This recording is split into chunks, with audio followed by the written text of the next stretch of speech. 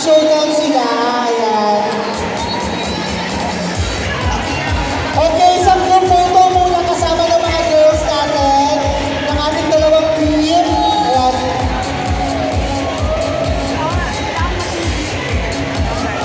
Ayan, okay. Group photo.